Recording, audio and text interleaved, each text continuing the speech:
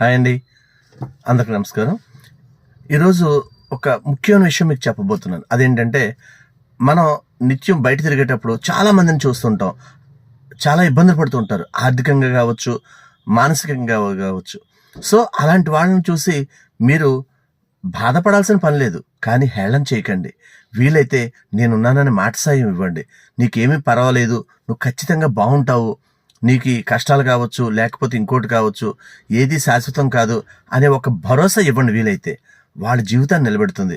ఆ పుణ్యం మన పిల్లల్ని కాస్తుంది. అంతే తప్ప వాడు బాలేడు ఇంకా వాళ్ళు వేళాకోళం చేయడం, లేకపోతే మరేది చేయొద్దు.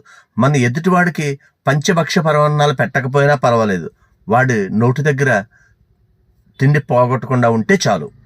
ఎందుకంటే మనల్ని ఆ పరమేశ్వరుడు ఖచ్చితంగా అనుక్షణం పర్యవేక్షిస్తూ ఉంటాడు. ఆ విషయం మర్చిపోకండి. Okay, thank you.